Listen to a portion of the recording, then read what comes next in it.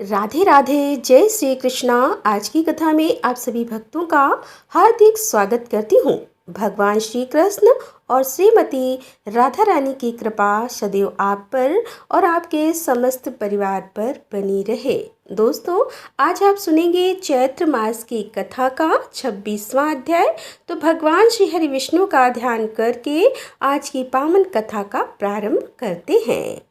भगवान श्री विष्णु कहते हैं कि हे श्रेष्ठ, अब मैं पुनः नैमित्तिक दान वर्णन करता हूँ। जो सत पात्र को अर्थात सुयोग पात्र को हाथी, घोड़ा और रथ का दान करता है, वह व्रत सहित पुण्यमय प्रदेश का राजा होता है। राजा होने के साथ ही वह धर्मात्मा, विवेकी, बलवान, उत्तम बुद्धि से युक्त, संपूर्ण प्राणियों के लिए अजय और महान तेजस्वी होता है। हे महाराज, जो महान पर्व आने पर भूमिदान अथवा गोदान करता है, वह सब भोगों का अधीश्वर होता है। जो पर्व आने पर तीर्थ में गुप्त दान देता है, उसे शीघ्र ही अक्षय निधियों की प्राप्ति होती है। जो तीर्थों में महापर्व के प्राप्त होने पर ब्राह्मण को सुंदर वस्त्र और स्वर्ण का महादान देता है, उसके बहुत से सद्गुणी और वेदों के पारगाव होते हैं।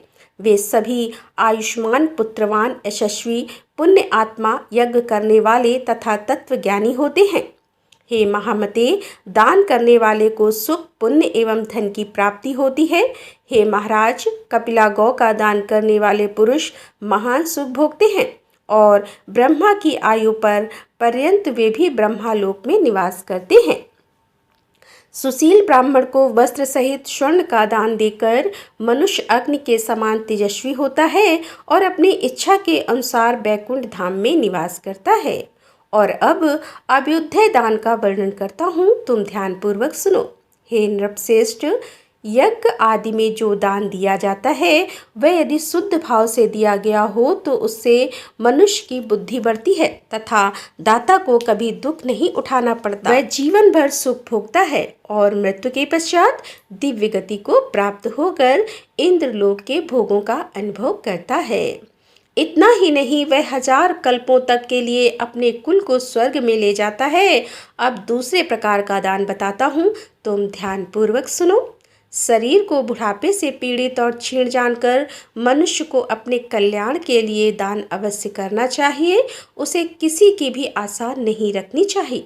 मेरे मर जाने पर ये मेरे पुत्र तथा अन्य स्वजन संबंधी बंधु बांधव कैसे रहेंगे और मेरे बिना मेरे मित्रों की क्या दशा होगी, इत्यादि बातें सोचकर उनके मोह से मुक्त हुआ मनुष्य कुछ भी दान नहीं कर पाता।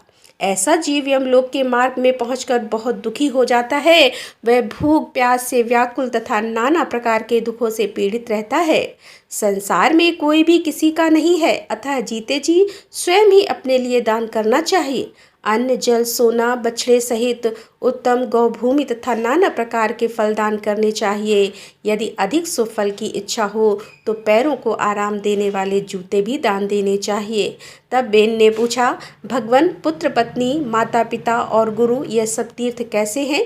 इस विषय का विस्तार के साथ वर्णन कीजिए। तब भगवान श्री विष्णु जी बोले कि हे राजन, पहले इस बात को सुनो कि पत्नी कैसे तीर्थ है। काशी नाम की एक बहुत बड़ी पुरी है, जो गंगा से सटकर बसी होने के कारण बहुत सुंदर दिखाई देती है। उसमें एक वैश्य रहते थे जिनका नाम था कृकल। उनकी पत्नी परम साध्वी तथा उत्तम व्रत का पालन करने वाली थी। वह सदा धर्माचरण में रहती और पतिव्रता थी। उसका नाम था शुक्ला। शुक्ला के अंग पवित्र थे। वह सुयोग पुत्रों की जननी, सुंदरी, मंगलमय, सत्यवादी, शुभा और शुद्ध स्वभाव वाली थी। उसकी आकृति देखने में बड़ी मनोहर थी। व्रतों का पालन करना उसे अत्यंत प्रिय था। इस प्रकार वह मनोहर मुस्कान वाली सुंदरी अनेकों गुणों से थी। वे वैश्य भी उत्तम वक्ता थे, धर्म जीवन थे और गुणी थे। वैदिक तथा पौराणिक धार्मिक श्रवण में उनकी बड़ी लगन थी। उन्होंने तीर्थ यात्रा के प्रसंग में यह बात सुनी थी कि तीर्थ का सेवन बहुत पुण्यदायक है। वहां जाने से पुण्य के साथ ही मनुष्य का भी कल्याण होता है। इस बात पर उनके मन में श्रद्धा तो थी ही, ब्राह्मणों और व्यापारियों का साथ भी मिल गया। इससे वे धर्म के मार्ग पर चल दिए। उन्हें जाते देखकर उनकी पतिव्रता पत्नी पति के स्नेह से मुक्त होकर बोली। शुक्ला ने कहा कि हे प्राणनाथ, मैं आपकी धर्म पत्नी हूँ। अतः आपके साथ रहकर पुण्य करने का मेरा अधिकार है। मैं आपके मार्ग पर चलती हूँ और इस सदाव के कारण मैं कभी आपको अपने से अलग नहीं कर सकती। आपकी छाया का आश्रय लेकर मैं पतिव्रता के उत्तम व्रत का पालन करूंगी, जो नारियों के पाप का नाशक और उन्हें सद्गति प्रदान करने वाला है।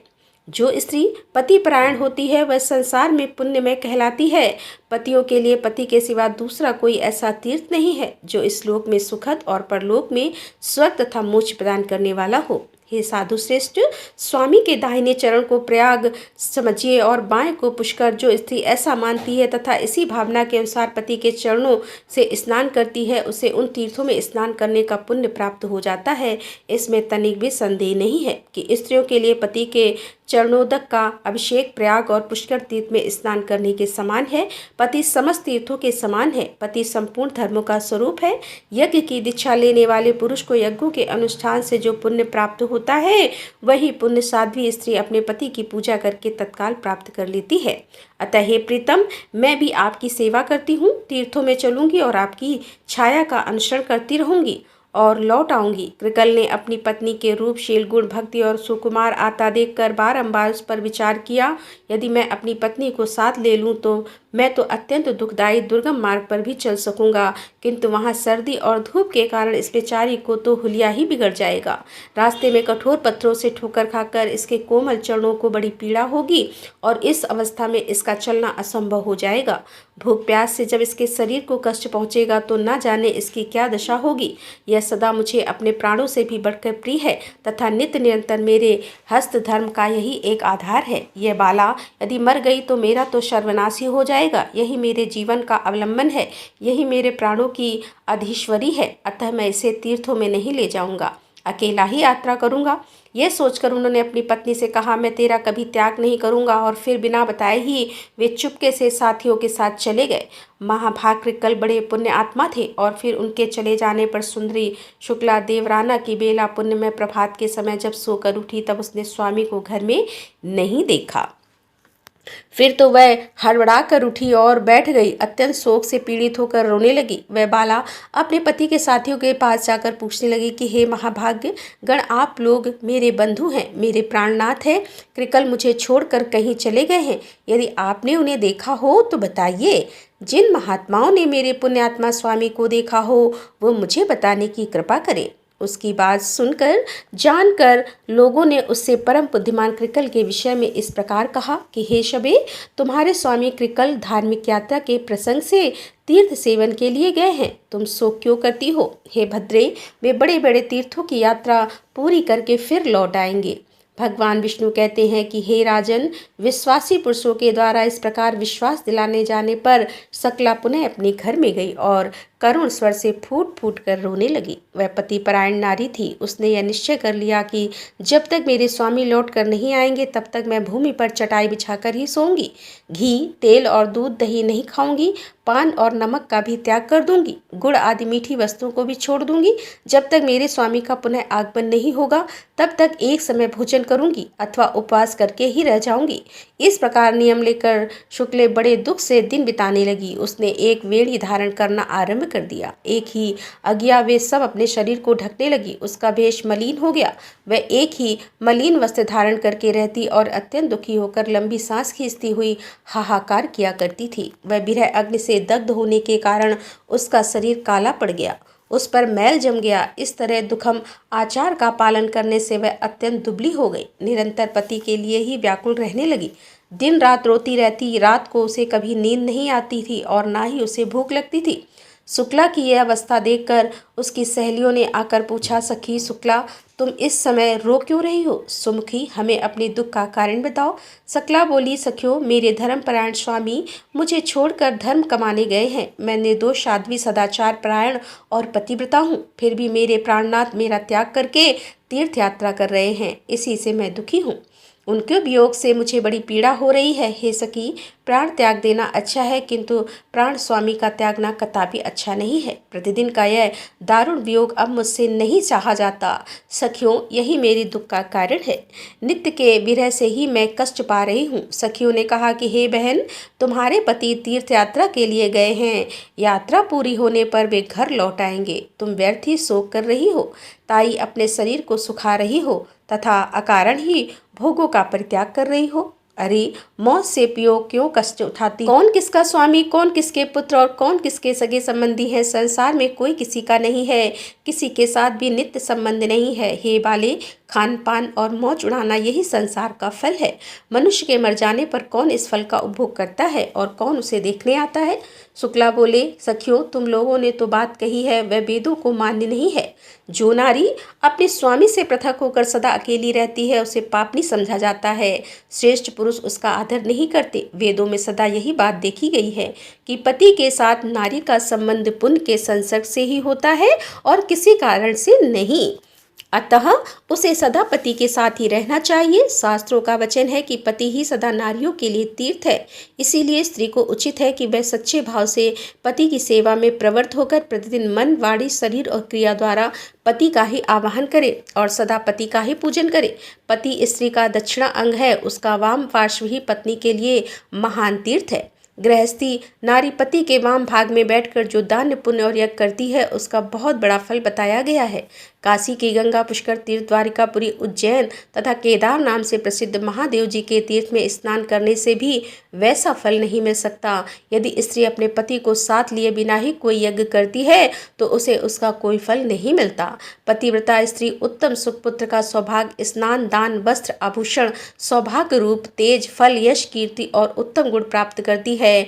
पति की प्रसन्नता से उसे सब कुछ मिल जाता है, इसमें तनिक भी संदेह नहीं है। जो स्त्री पति के रहते हुए उसकी सेवा को छोड़कर दूसरे किसी धर्म का अनुष्ठान करती है, उसका वह कार्य निष्फल होता है तथा लोक में व्यभिचारिणी कही जाती है। नारियों का यौवन, रूप और जन्म सब कुछ पति के लिए होते हैं। इस भूमंडल में नारी की प्रत्येक वस्तु उसके पति की आवश्यकता पूर्ति का ही साधन है। जब स्त्री पतिहीन हो जाती है, तब उसे भूतल पर सुख, रूप, यश, कीर्ति और पुत्र कहाँ मिलते हैं? वह तो संसार में परम दुर्भाग्य और महान दुख भोगते हैं। पाप का भोग ही सदा उसके हिस्से में पड़ता है। उसे सदा दुखम आचार का पालन करना पड़ता है। पति के संतुष्ट रहने पर समस्त देवता इससे संतुष्ट रहते हैं, ऋषि और मनुष्य भी प्रसन्न रहते हैं। हे राजन, पति ही स्त्री का स्वामी, पति ही गुरु, पति ही देवताओं सहित उसका इष्ट देव है और पति ही तीर्थ एवं पुण्य है। पति के बाहर चलने पर यदि स्त्री श्रृंगार करती है तो उसका रूप, वर्ण सब कुछ भार रूप हो जाता है। पृथ्वी पर लोग उसे देखकर कहते हैं कि यह निश्चय ही व्यभिचारिणी है। इसीलिए किसी भी पत्नी को अपने सनातन धर्म का त्याग नहीं करना चाहिए। सखियों, इस विषय में एक पुराना इतिहास सुना जाता है कि जिसमें रानी सुदेवा के पाप नाशक एवं पवित्र चरित्र का वर्णन है। तब सखियों ने पूछा कि हे महाभागे, यह रानी सुदेवा कौन थी? उनका आचार विचार कैसा था? यह हमें भी बताओ। राधे राधे, जय श्री कृष्णा। आज की कथा का यहीं पर समापन करती हूँ और कल की कथा में आप जानेंगे कि रानी सुदेवा कौन थी। उम्मीद करती हूँ कि आज की कथा आपके लिए जरूर लाभकारी होगी। तो अगर कथा पसंद आई हो तो वीडियो को लाइक कीजिए और शेयर भी जरूर कीजिए अगर संभव हो, और कमेंट बॉक्स में राधे राधे लिखना बिल्कुल मत भूलिए। तो दोस्तों, मिलते हैं इसके आगे की कथा लेकर। तब तक के लिए राधे राधे, जय श्री कृष्णा, हर हर महादेव, जय भोलेनाथ।